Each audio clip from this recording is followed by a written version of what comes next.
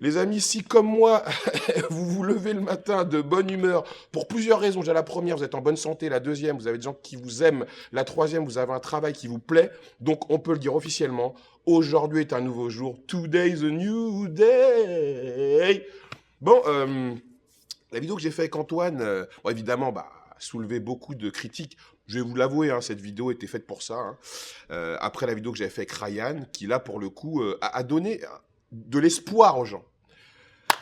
Je citerai Sun Tzu. Sun Tzu disait quelque chose d'extraordinaire pour ceux qui le connaissent. Il disait que quand il assiégeait un lieu, il laissait toujours une porte de sortie aux gens qui l'assiégeaient pour la simple et bonne raison que ça leur permet d'avoir un espoir. Car les gens qui n'ont plus d'espoir font des choses inconsidérées. Donc aujourd'hui, le maître mot, c'est qu'on va parler d'espoir. Le problème avec la vidéo, avec un garçon comme Antoine, c'est justement on n'a plus d'espoir, on pense que pour atteindre un physique A ou B, on est obligé de passer par la chimie. Eh bien, aujourd'hui, en 2020, je vous prouve le contraire, qu'on peut atteindre un physique plus que incroyable, juste par les valeurs du travail, les valeurs du sport, de Coubertin. Le travail, et encore une fois le travail.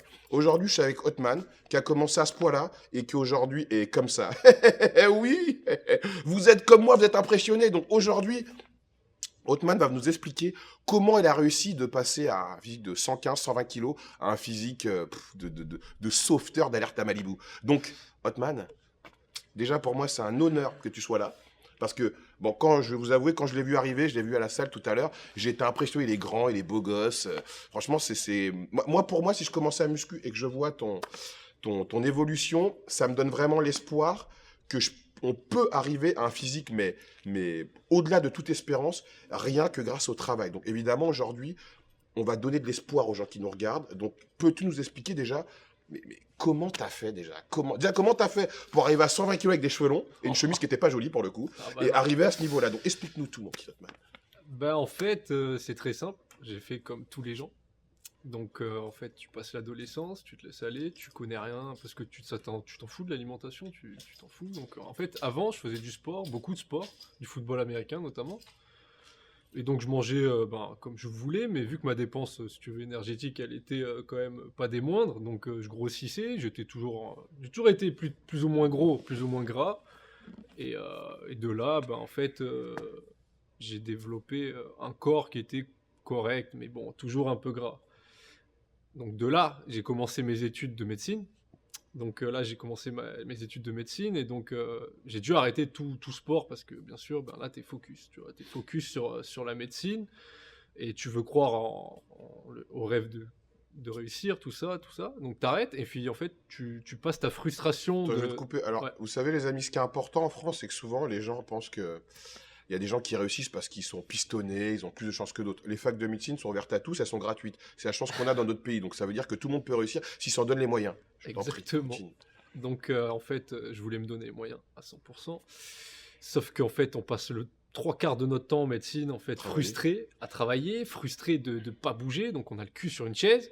Et qu'est-ce qu'on fait? On mange comme on mangeait avant, voire même pire, en fait, parce que, si tu veux, on va même développer des addictions au sucre, parce qu'on a besoin de manger, tout ça, mais c'est pas vraiment du sucre, puisque c'est souvent accompagné de gras, on va manger des sneakers, tout ça. Et donc on mange, on mange, on mange, et puis je me suis même pas vu grossir, en fait. Jusqu'aux mes premières vergetures. Donc là, tu commences à voir le bide d'une femme enceinte, tu dis, ouf, ça fait bizarre. Et donc là, t'arrives, tu dis aïe aïe aïe, et puis après, en fait, la vie, elle te fracasse un peu, elle te fracasse un peu la gueule, donc première rupture amoureuse, tout ça. Donc là, tu commences à prendre un beau coup sur la gueule, et puis tu pètes un boulon. Moi, j'ai pété un boulon, je suis parti en Espagne. Je suis parti en Espagne et j'ai dit, je vais là-bas, et puis fuck, je vais changer de vie. Je vais changer de vie, et je suis parti faire kiné là-bas. Donc j'ai fait kiné en Espagne, et je me suis laissé 4 ans, c'est-à-dire 4 ans, le temps des études, pour changer complètement, en fait. Donc quand tu es parti là-bas, tu es parti vraiment pour dire, ok, tout ce qui m'a fait changer mon physique de manière évidemment pas gracieuse, fuck, je Ouais, pars dans un autre pays pour repartir à zéro de A à exactement. Z, quoi. Tant Exactement. professionnellement que physiquement et Tout. psychologiquement. Ouais, exactement. Ok. Il fallait un reset complet. Donc je suis parti en Espagne et j'ai dit tu vas apprendre de ce que tu as déjà appris en fait. Tu vas te servir de ce que tu as appris. Mhm. Parce que j'ai jamais été comme la plupart des feignants là. J'ai jamais cultivé cette médiocrité là que tout le monde cultive. Je me suis dit, même si ça a été dur toutes ces années là, j'ai forcément appris quelque chose. Et en fait, j'ai appris des valeurs du travail, la vigueur, tout ça. Donc en fait, ce qui s'est passé, c'est que la première année, et je vous mens pas, et je peux pas le prouver, mais, mais pendant un an, la première année, je suis arrivé en Espagne, j'avais pas la force ni les connaissances de m'entraîner en fait. T'avais jamais fait de muscu? Jamais fait de muscu D'accord, de ma ok. vie. Donc je suis arrivé en Espagne, et ben en fait, j'ai passé un an à apprendre. En fait, à un an à apprendre. Mais t'as appris quoi sur Internet? T'as lu des Exactement. Bah, bouquins? alors au début, t'es un peu débile, donc tu vas écouter des gens pas forcément au top, quoi. Et Ouais. en fait, petit à petit, comme en fait se passe le bodybuilding naturel, c'est par échelon en fait. Et donc petit à petit, j'ai commencé à développer des connaissances. Au début plus petites, puis voilà, et puis à l'heure actuelle, j'arrive à un bon taux de connaissances, je pense, sans prétention, même il m'en reste beaucoup à savoir. Mais je suis pas allé au hasard comme le trois quarts des gens en fait, et du coup quand j'ai commencé je savais déjà pas mal. Il me restait plus qu'à appliquer. Donc Donc ça veut la dire que... première année j'ai mangé poulet, chou-fleur, c'est tout. Mais tu t'entraînais quand même ou t'as Non. acquis... D'abord, t'as acquis un savoir. Et Exactement. une fois que t'avais tout le savoir, là, tu t'es dit, au bout d'un an, c'est bon. Je sais tout ce dont j'ai besoin pour parfaire et pour arriver à l'objectif que je me suis fixé. Et au bout d'un an, tu t'es dit, j'y vais.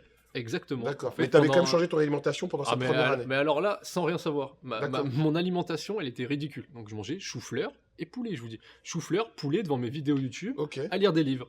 Je lisais des livres, chou-fleur, poulet, j'écoutais, j'apprenais, je lisais des livres, chou-fleur, poulet, et j'apprenais. Bon, ce qui se passe, c'est que forcément tu sèches. Hein. Et au bout d'un an, ça a donné quoi? Alors, Chou-fleur, poulet, livre. au bout d'un an, je sais pas si tu pourras mettre les photos, mais je vais te montrer. Une transformation ridicule. J'ai perdu la moitié. J'ai dû perdre tout le muscle que j'avais, le peu de D'accord. muscle que j'avais. Mon taux de masse grasse a diminué, forcément avec aussi parce que j'avais beaucoup de réserves. Et j'atteins un physique pas très joli. Mais tu te vois maigrir, t'es content en fait. Oui, c'est clair, oui. Donc, Vu t'es de- content, en fait. T'étais à combien? 120, c'est ça? 125 quasiment, 125 130. kilos. Ouais. Ah ouais, quand Ouais, même. ouais. Et donc là, en un an, j'étais réussi à descendre à aller 95, 90. C'est énorme, c'est énorme. c'est Ouais, énorme. ouais, chou-fleur poulet, 85, 95, Et donc, 90. au terme de cette première année, donc là, tu t'es mis à faire de la muscu Donc après? là, j'ai dit, bon, là, la composition corporelle, elle est pas top, quoi. Ouais. C'est pas ça que je veux. Donc l'année d'après, et ben, comme en fait pour n'importe quel sport, je me suis mis en fait à me préparer pour avoir ce physique en fait. Donc c'est-à-dire que quand tu veux faire du tennis, t'arrives pas, tu te dis pas, je vais me préparer, je vais direct jouer Roland Garros. Oui, c'est sûr. Oui. Donc en fait, je me suis préparé à apprendre le mouvement, à l'appréhender petit à petit, et puis l'année d'après, un physique un peu plus beau, mais toujours ridicule. Hein. Donc, donc, on récapitule. La première année, donc, tu as parfait ton savoir, les bouquins, la diète que tu as changé. Donc, tu as perdu du poids, tu as perdu pratiquement 30 kilos. Ouais. Mais tu n'avais pas un physique qui te plaisait, mais tu avais quand même perdu du poids. Mhm. La deuxième année, là, tu t'es mis à t'entraîner. Exactement. Donc, ton physique a dû changer, mais toujours pas dans l'optique que toi, tu t'étais fixé. Ouais, par manque de connaissances, tout simplement. Toujours parce que en 2 ans, t'apprends pas énormément. Donc, j'ai commencé, je me suis dit, j'ai commencé à m'intéresser au macrocycle, mésocycle, microcycle, si tu veux. Et je me suis organisé de façon à ce que, petit à petit, en fait, l'objectif d'après ces 4 années, j'ai un physique comme j'aime. Mais tu t'es dit 4 ans. 4 ans, je me C'est suis dès dit... le départ, tu t'étais dit 4 Exactement, ans. je Ok. voulais fêter ça, même depuis le début, je me Ouais. suis dit, je veux fêter ça à la fin avec une compétition. D'accord. Donc petit à petit, je me suis dit, je vais faire une compétition et puis je finirai dernier, mais moi, ma victoire, D'avoir participé. ça sera de participer. Mais bon, t'es quand même un compétiteur dans l'âme, tu vas te préparer à fond. Quoi. Donc en fait, comme un tennisman, si tu veux, tu vas préparer tes coups droits. Chaque année, un peu mieux, tu pars de plus en plus loin, tu vois. Donc, comme ton squat, tu vas aller de plus en plus profond, et puis t'as de plus en plus d'outils en main pour développer ce physique, tu vois. Et donc, pareil, bon, la troisième année, là-bas, physique, quand même bien. Donc là, je fais ma première VSC, parce qu'au final, j'ai pas fait de sèche, hein. Donc, je suis arrivé physique dégueulasse. Je sais pas si on pourra mettre les photos, mais Oui, bien voilà. sûr, si. Donc, physique pas beau. Et derrière, sur ce physique moche, je pars en prise de masse. Donc, ça veut dire que là, c'était la troisième année. Voilà. Donc, d'accord. Même la deuxième année, la première année, j'ai un physique dégueulasse, mais je fais une prise de Ouais, masse. d'accord, ok. Je- Et selon toi, c'était une erreur? Alors, oui et non. Parce qu'au final, pour construire du muscle, il faut manger, en fait. Il faut manger. Et peu importe si tu veux, quand tu commences, tout va marcher. Tout va marcher. Donc autant donner les outils à ton corps pour que ça marche encore plus. Donc ça veut dire que toi, qu'est-ce que tu Je me suis dit, reproches? je préfère être gros et Ouais. fort et bien que tout maigre et d'avoir un peu gâché ce manque alimentaire. En fait, tout simplement. En fait, si moi je voulais m'entraîner, être plus fort. Et donc, au terme de cette prise de masse, qu'est-ce qui s'est passé? Donc là, c'était Ah, j'ai la pris pas mal de graisse. deuxième année, c'est la Ouais, deuxième année? voilà, j'ai Ouais. pris pas mal de graisse, mais le physique s'est clairement amélioré. D'accord, ok. Je suis parti d'un physique sans pec, Ouais. sans rien, avec des beaux pecs, machin. Les gens pensaient même que j'avais séché, tu vois. D'accord, ok. Alors ok. que j'avais jamais séché de Ouais, ma t'as vie. pris du volume Ouais, musculaire, exactement. en fait. Donc, T'as pas pris de la masse, t'as pris du volume. voilà, et au final, ça s'est transformé en recomposition corporelle, tout D'accord, simplement. ok. Comme tout débutant devrait faire, hein, en fait, une recomposition corporelle. Bon, moi, j'ai peut-être fait l'erreur de un peu surpasser la recomposition. Il faudrait être en maintien et puis faire un truc bien, tu vois. Mais moi, je m'en foutais un peu. Et donc, la troisième année, qu'est-ce qui s'est passé? Troisième année, j'attaque ma première vraie sèche. D'accord, ok. Donc là, au bout de. Donc, ok, Ah, première là, année. je voulais être donc, beau sur la plage. Ok, d'accord, ok. Ah, Là, là, j'ai dit, troisième année, j'arrive sur la plage, je suis un dieu. Et donc, qu'est-ce que t'as fait là pour être Alors un dieu là, sur la plage? alors Pour être là, un sauveteur, Mitch Buchanan? Qu'est-ce que t'as fait, Mitch? Qu'est-ce que t'as fait? Alors là, j'ai séché. D'accord. Alors- Après ta prise de masse, t'avais pris du volume, donc t'avais Ouais, construit ouais, ton ouais. physique. Ouais, exactement. J'ai commencé à avoir un beau physique, entre guillemets, hein, en prise de masse. Et là, j'ai dit, bon, allez, je vais sécher, voir ce qu'il y a en dessous. D'accord. Et carcasse, la sèche, elle a duré combien de temps? Très peu de temps, au final, 3 mois, 2-3 mois. Et au terme des 3 mois, alors physiquement, t'étais comment? Mais alors, moi, je me trouvais extraordinaire. Ah. Moi, je me Bah, alors, ce qui est marrant dans ton récit, c'est que tout le temps précédent, en fait, tu ne te trouvais pas bien. C'est ce Ah que, oui. c'est ce que les gens ont Mais, pu, mais, ont mais, pu mais, noter. mais même, moi, je vais le dire, et j'ai pas honte, c'est que même à l'heure actuelle, si tu veux, je reste avec ce complexe, en fait, de toute une vie. Je me trouve pas bien. Oui, mais ça, de toute façon, c'est quelque chose qui a attrait au bodybuilding. Même un mec qui fait Olympia, il se trouvera pas il pense vouloir progresser ou qu'il manque quelque chose pour qu'il soit bien par rapport à l'image que le miroir aimerait lui renvoyer. Bah oui, mais c'est ça. Mais en fait, le truc, c'est que, en fait, avec ce sport, j'ai réussi à passer ça. Tu vois ce que je veux dire? En fait, à travers ce travail, cette abnégation que tu y mets, et ben en fait, tu développes un super moi. Tu vois ce que je veux dire? C'est que toi, t'arrives. Moi, j'ai toujours été complexé et jusqu'à l'heure actuelle, tu vois, ça me coûte de mettre torse nu. Ça me D'accord. coûte, vraiment, ça me coûte parce que j'ai le ventre, j'ai les traces d'une femme enceinte, tu vois, genre là tout là. Il va vous montrer, je vous vais vous inquiétez montrer pas. si vous voulez. J'ai vraiment des traces et en fait, c'est les traces de la vie. Et maintenant, j'arrive à les voir comme des cicatrices, si tu veux, de mon passé peu glorieux. Et si je peux aider les gens à sortir de cette merde, parce que c'est vrai que moi, ce qui m'est en fait, c'est pas facile parce que quand t'es gros, tout ça, t'es montré du doigt, forcément. Oui, Les surtout filles- dans les notre filles, société, alors, avec l'image. Exactement, les filles, je t'en parle pas. Mais moi, tu vois, pendant 3 ans, j'ai dit, ben, les filles, c'est pas grave, tu vois, c'est pas grave. tout Bah, il y ça. a les hommes aussi, hein. Il est, il est Ouais, entre oui, deux aussi, voilà, hein. Je veux dire, voilà, après, chacun fait ce voilà, qu'il veut, hein. chacun- On ne juge personne. La chaîne de robe, elle est pas homophobe. On aime tout le monde. Bisous, les amis. Et donc là, ouais, tu te dis, bon, c'est pas grave. Et puis, tu regardes Instagram un peu, et là, tu te dis, putain, mais moi, je suis vraiment à la rue, quoi. Je suis à la rue, j'ai fait ma première sèche, et je me trouvais bien, mais je me suis dit, mais je suis à la rue, tu vois, je suis à la rue. Et donc là, c'était la troisième année, et donc ton body goal, c'était au bout de 4 ans. Et Exactement. donc, c'est à je me cette suis dit, période-là, tu t'es dit, t'as pensé franchement- à la compète. ouais, exactement. En fait, je suis arrivé la troisième après ma sèche. J'ai dit, mon physique, franchement, il est pas mal. Hein. Franchement, c'est pas mal, mais bon, pour une compète, même les gens, tu demandes, tu essayes de voir et tout, et les gens, ils te disent, ouais, mais quand même, une compète, c'est pas Ouais. ça. Tu dis, ouais, je suis loin encore. Et là, tu dis, bah, les quatrième année, Je me donne les moyens, allez, j'y vais. ah, j'y vais. Et Et, donc, maintenant, qu'est-ce que t'as fait, et la alors, quatrième quatrième année, année franchement, j'y suis allé encore plus smart. Et franchement, les connaissances, franchement, durement acquis, parce qu'en fait, j'ai la chance de parler anglais et espagnol couramment, tu vois.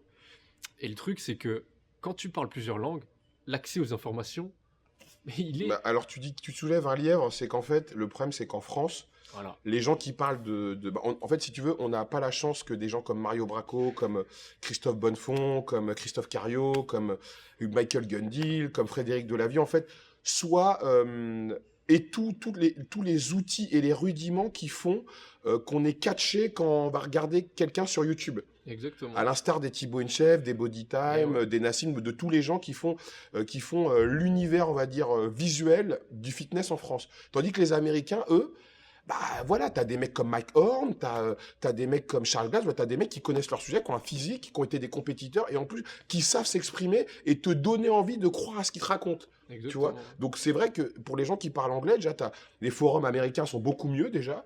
Les études, évidemment, sont en anglais, donc c'est l'information est, on va dire, est plus scientifique et plus précise par rapport à ce qu'on peut rechercher. Donc ça veut dire que donc, toi, tu es parti chercher cette information auprès de ces personnes-là. Donc au bout de 4 ans, qu'est-ce qui s'est passé au terme des 4 ans?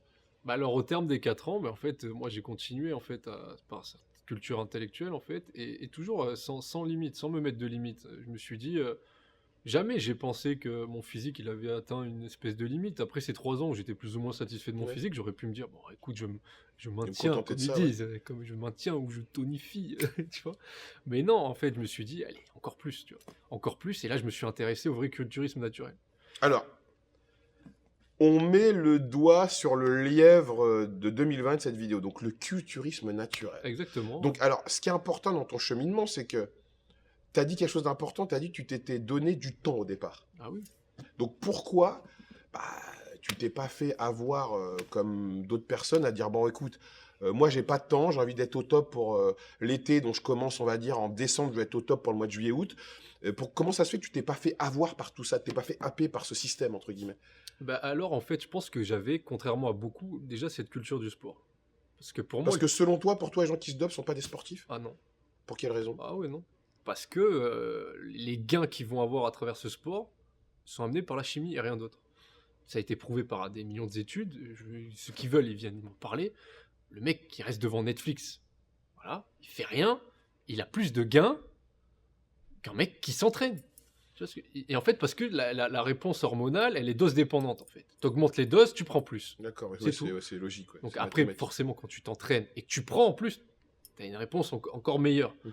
Mais tu peux ne rien faire et prendre du muscle. Ouais, c'est vrai, des études le prouvent. Ça. Exactement. Donc tu peux rien faire et prendre du muscle.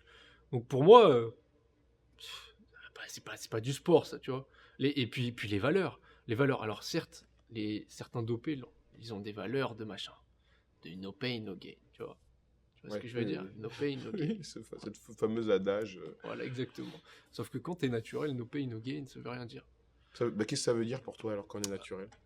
Bah alors quand t'es naturel, en fait, ben tu réponds aux signaux de ton corps, en fait, qui sont naturels. Parce que c'est-à-dire que quand ton corps commence à ressentir de la souffrance, c'est pas, en fait, la souffrance, elle est alliée, si tu veux, à la maladie, tout ça. Donc t'arrêtes, en fait. D'accord, ok. Donc t'arrêtes. Ça veut dire ça. que par contre, quand t'es dopé, la souffrance, ça te permet d'aller au-delà en fait. Ben, bien sûr, parce que D'accord, ok. leur influx sanguin fait monter les machins, les récepteurs androgènes, si tu veux, machin chouette.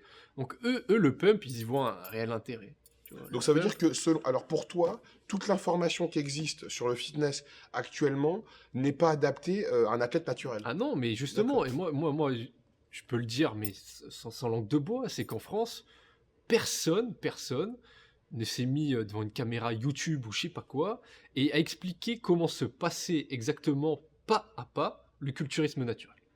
Parce que, en Espagne, par exemple, je vais donner il y a une école qui s'appelle l'école du culturisme naturel. Donc, D'accord. moi, j'ai tout appris de ces gens-là, qui sont incroyables, et qui t'expliquent pas à pas comment avoir un physique naturel. Donc alors, t'arrives, marketing zéro. Hein. Marketing, t'es zéro. On te promet un physique que tu auras dans 10 ans, avec 100 fois plus de travail, et, et je sais pas, et peut-être même moins de résultats qu'un dopé. Donc, niveau marketing, t'es zéro. Ah, Hein. c'est décourageant quand Ah même. ouais, t'es là, tu dis, oh putain, ouais. Donc c'est pour ça que déjà, le pharmacoculturisme, Ouais. si tu veux, parce que c'est un autre sport, si tu veux qu'on dise que c'est du sport, eux, ils profitent en fait à tout ce marketing. Donc en fait, quel est l'intérêt d'une marque de complément de prôner le naturel? Quel est l'intérêt?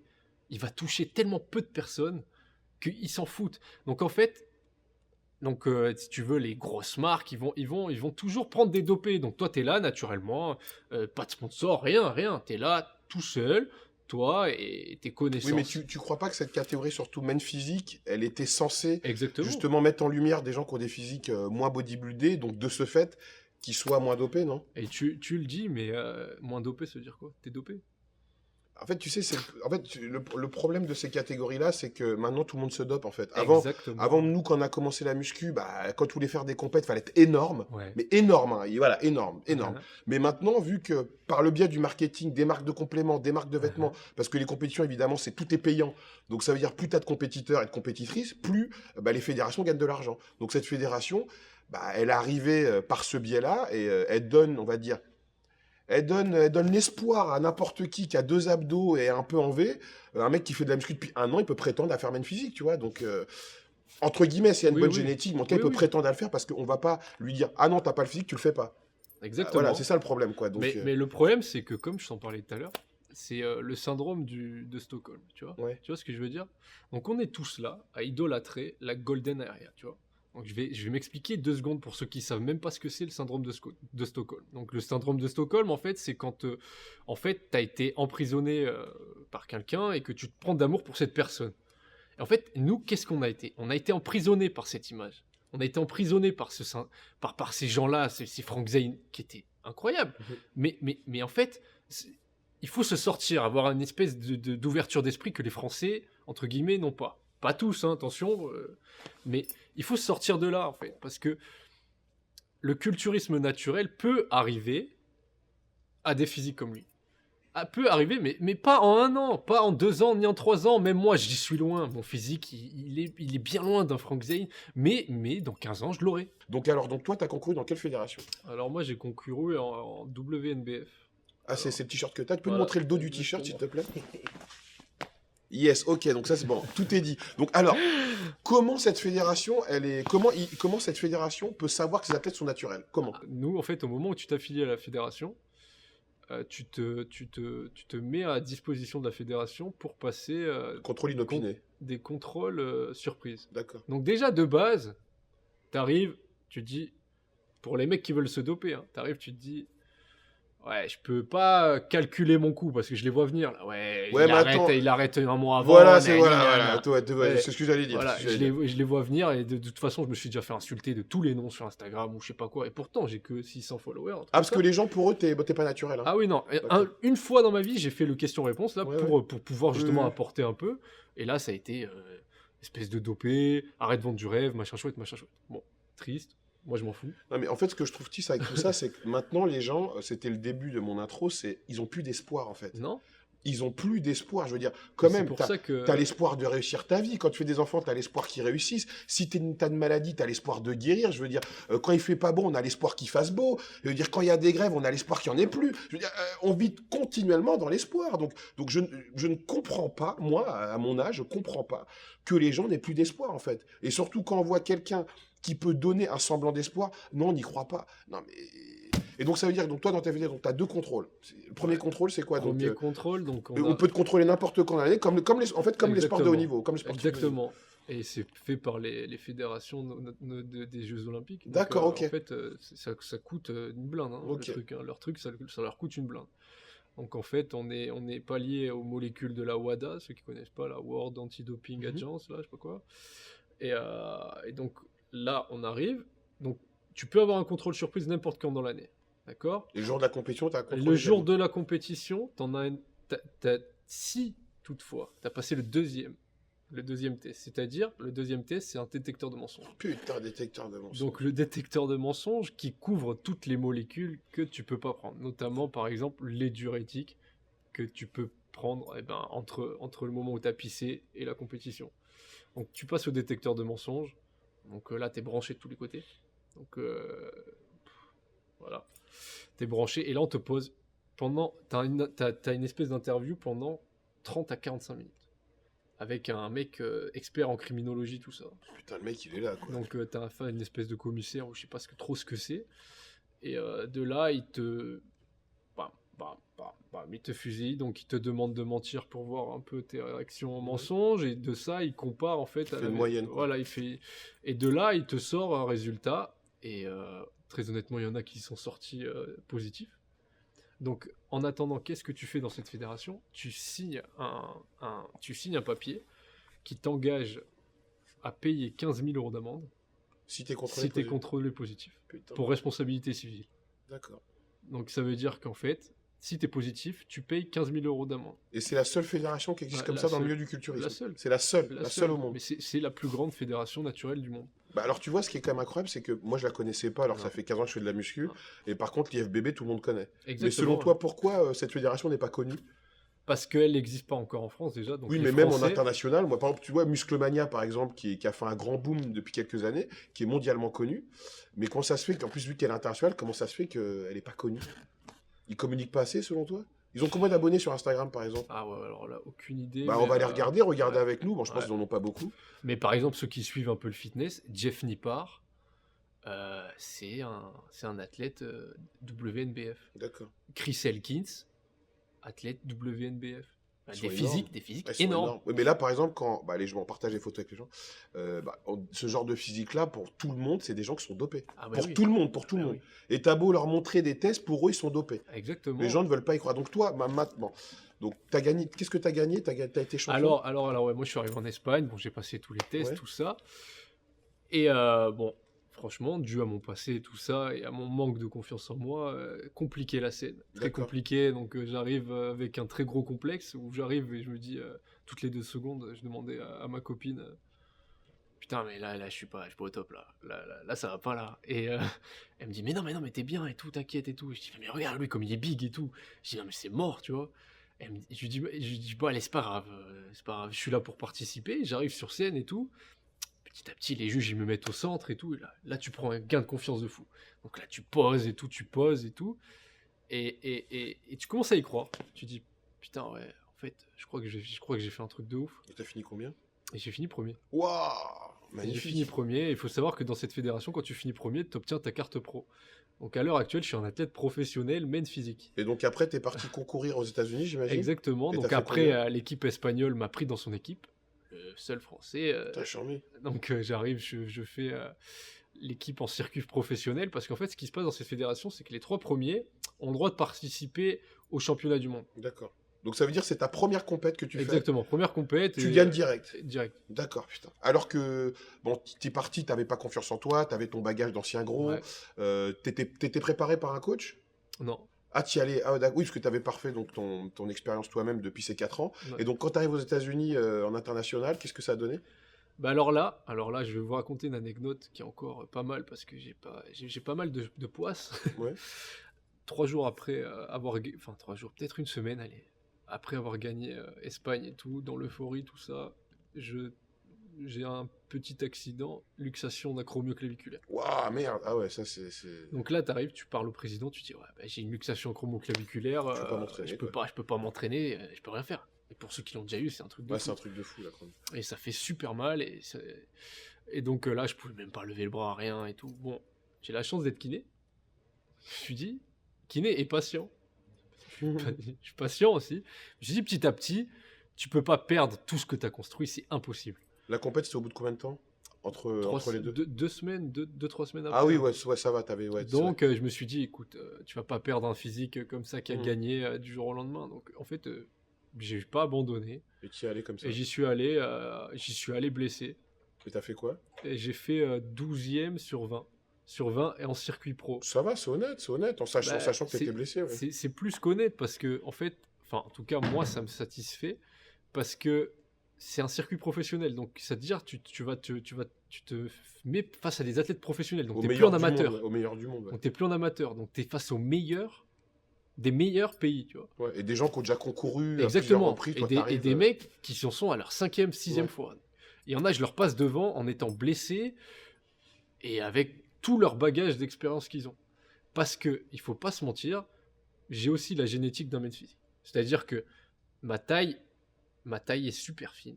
Contrairement à mes poignées d'amour du début. Ouais, en plus t'es grand, t'as des épaules larges. Voilà. Il y a la gueule aussi. En main physique, ça compte la Ouais, gueule aussi. ouais. Et il y a des mecs comme Kegreen, par exemple, même s'ils avaient un physique de main physique, ils pourraient pas concourir. Donc, il a pas la tête. Ouais, il faut le dire.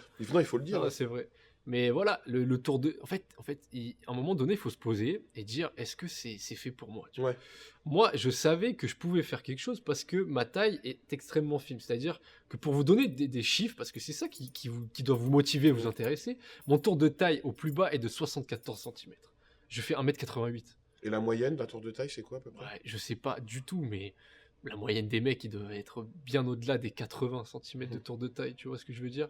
Et j'ai des épaules, pas forcément des épaules, mais des clavicules hyper Ouais, larges. t'es large, ouais. Donc au final, ce qui fait que j'ai une forme en V, du men's physique, et c'est les critères qu'on demande Et d'un si men's tu poses physique. bien en plus, tu arrives à mettre ton Exactement. physique en valeur. Parce qu'en fait, Arnold, même c'est ce qu'il disait, c'était pas le meilleur physique, mais il arrivait à le mettre en valeur sur scène. Exactement. Donc en fait, tu arrives, tu te poses gentiment, tu me poses tes objectifs, et tu arrives, et tu vois si ton physique correspond à la catégorie dans laquelle tu vas concourir.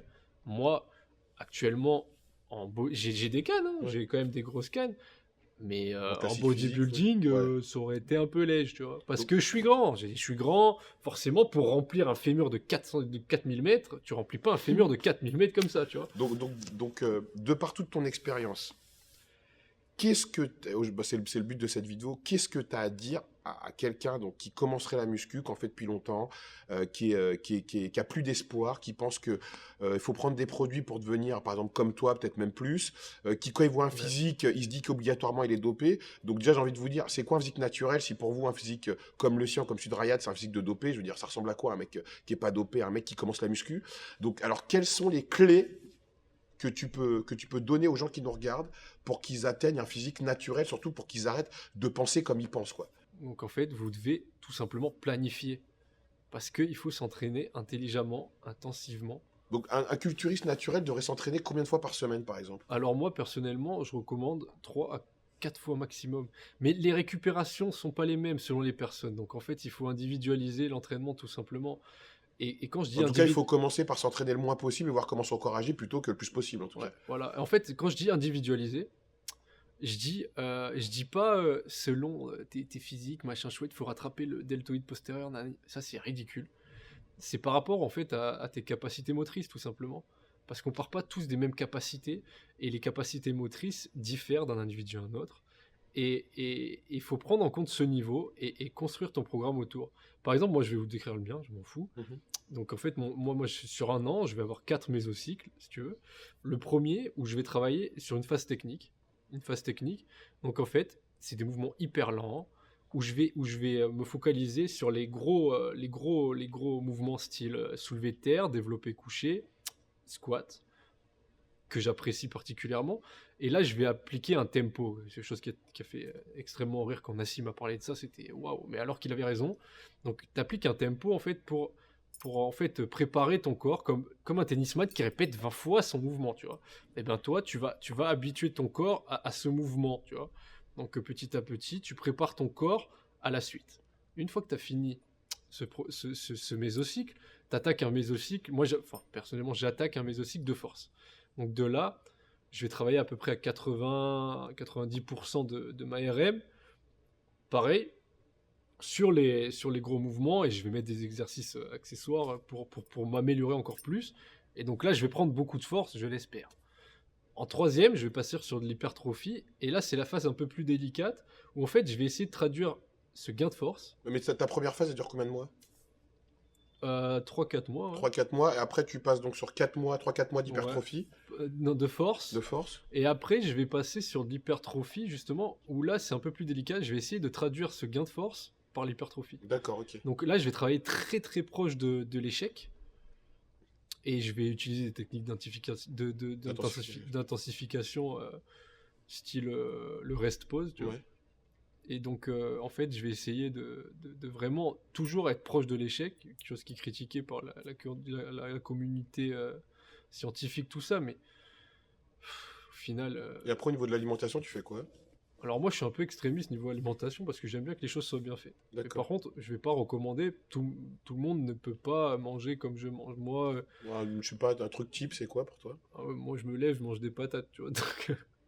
Donc moi, je me lève le matin. En fait, le matin, j'aime bien ça dépend quand je vais m'entraîner. Si le matin, je m'entraîne pas, j'aime bien manger gras et protéiné. C'est quoi gras? Qu'est-ce que tu appelles Donc, gras? je vais manger des œufs, avocats, tout ça. Bon, je vais pas manger des sneakers, hein. On s'est compris.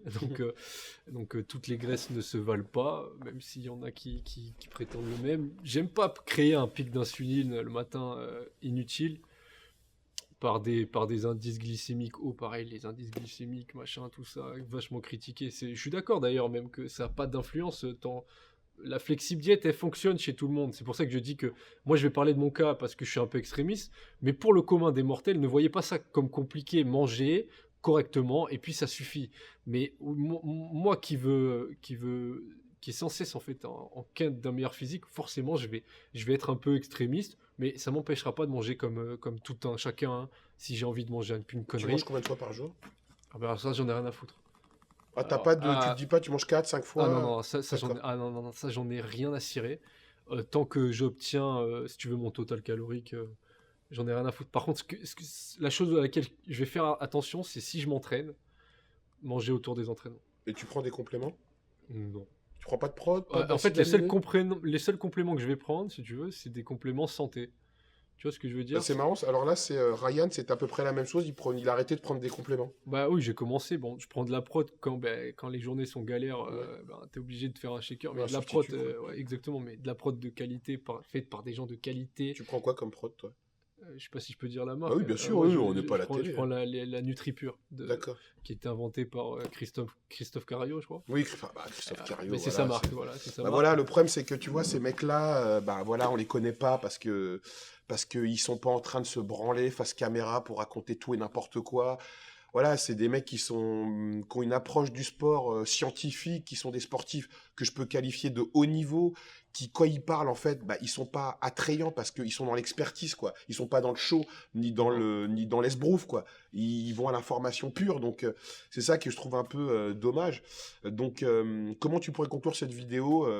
Quel est vraiment le truc que tu as envie de dire aux gens qui... Alors, déjà, moi, je pense que toi, déjà, euh, ce que les gens n'ont pas compris, c'est que la musculation, c'est une science.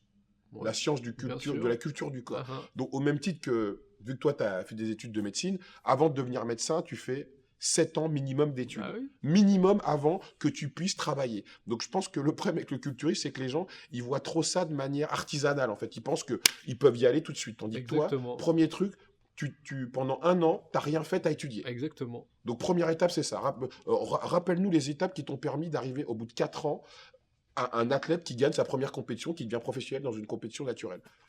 Bah, en fait, Première étape. première étape, c'est ne pas prendre l'hélicoptère. Alors, je m'explique. Donc, si tu veux monter l'Everest, en fait, tu vas rencontrer un tas une tonne d'obstacles. Ouais. Mais de ces obstacles, tu vas apprendre, en fait. Alors, après, tu as un autre choix, prendre l'hélicoptère, tu arrives au sommet, tu fais un selfie. Mais c'est trop facile. Et est-ce que c'est ça la vie, en fait? Est-ce que c'est ça la vie, ou est-ce que c'est se lever tous les matins et aller travailler pour donner à manger à son gosse, tout ça? En fait, la vie, c'est travailler pour un objectif, en fait. Et donc, si ton objectif, c'est vraiment changer, et ben change en tout plan, même personnellement, travaille ton mental, travaille tout, en fait. Il faut que, en fait, c'est ça qui va différencier un homme d'un enfant, en fait. En fait, ça veut dire En fait, à que... travers le culturisme, tu peux tirer tellement de bénéfices, c'est-à-dire que tu peux te développer personnellement et physiquement. Donc, pourquoi ne pas commencer? Tu peux commencer, il n'y a pas de date limite, tu peux commencer demain, et motive-toi. Et puis moi, j'encourage. Je ne suis pas une star. Celui qui veut me parler, il vient me parler sur les réseaux, je lui répondrai et je lui expliquerai sans problème.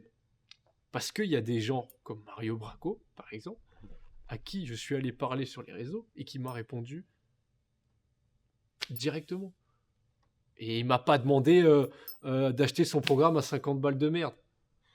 On a parlé comme deux hommes qui étaient qui avaient le même objectif, et on a parlé longuement et ça m'a fait plaisir.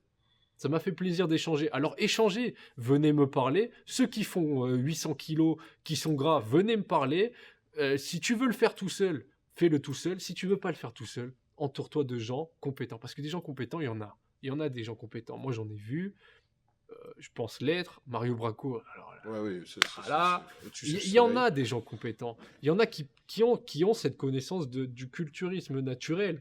Donc penche-toi. En fait, le truc que je veux, c'est que les gens les gens apprennent et savent qu'il y a cette alternative, en fait. Parce que cette alternative n'existait pas jusqu'à l'heure d'aujourd'hui. Le culturisme naturel existe. alors penchez-vous vers ça. Penchez-vous vers ça. Arrêtez de faire la publicité de ces gens dopés. Venez vers le culturisme naturel. Apprenez, vous sortirez comme des hommes avec le physique qui vous correspond. Et en fait, les dopés, moi, ce que je me suis dit, c'est que je veux montrer un physique dans lequel je me sente bien. Un dopé, il n'est pas dans son vrai corps, en fait. Il montre un physique qui n'est pas vraiment le sien. En fait, il montre un physique que s'il arrête de prendre des produits, s'il arrête de s'entraîner, s'il arrête d'avoir de l'argent, voilà, il pourra plus forcément. Et pourquoi ? Parce qu'il a rien appris. Parce qu'il a rien appris, non, à part se piquer le cul. Non, après, les gens apprennent des choses, mais le problème, c'est ce qu'ils ont appris. Sans la chimie, c'est pas possible, en fait. Voilà. Donc, voilà, en fait, exactement. au bout du compte, ils ont rien appris. Voilà. Bon, pour être, ça peut être la conclusion de cette vidéo. Au tout cas, au final, ils ont rien appris. En tout cas, Hotman, merci beaucoup pour ce témoignage. Merci, je pense que les gens ont compris que il est possible d'acquérir un physique naturellement, il est possible d'avoir du savoir également. Le savoir, c'est une arme, ne l'oublions jamais. Il faut arrêter d'écouter des gens dont le but est de gagner de l'argent et de vous vendre tout et n'importe quoi. L'important quand on fait de la musculation, c'est d'acquérir un savoir. Une fois qu'on a acquis ce savoir, comme pour tout dans la vie en fait, ça ne déroge à aucune règle de la vie. Quand on veut être médecin, quand on veut être coiffeur, quand on veut être coach, quand on veut être ce qu'on veut, on se forme. Et une fois qu'on s'est formé, on travaille. Pour moi, voilà. Donc la musculation ne déroge pas à cette règle. On vous a fait croire, comme l'a dit Hotman, au fait que ce soit simple. Ouais. En fait, la musculation, ce n'est pas simple. C'est un art. Exactement. Et pour tout art, ça s'apprend. Une fois qu'on l'a appris, eh bien, on y va. Mais comme l'a fait Hotman, il s'est axé sur le temps. Il s'est donné 4 ans pour arriver à avoir un physique qui trouvait digne d'exposer sur une scène. Et quand il est arrivé au terme de ces 4 ans, il a fait une compétition qu'il a gagnée parce qu'il s'est donné les moyens. Donc faites la même chose, les amis, donnez-vous les moyens. En tout cas, c'est le début d'une longue lignée de vidéos où je vais vraiment mettre en avant le bodybuilding naturel, que ce soit pour les hommes, également pour les femmes, ne l'oublions pas, parce qu'on parle souvent des hommes, mais pour les femmes également, c'est le même combat. Les amis, peace!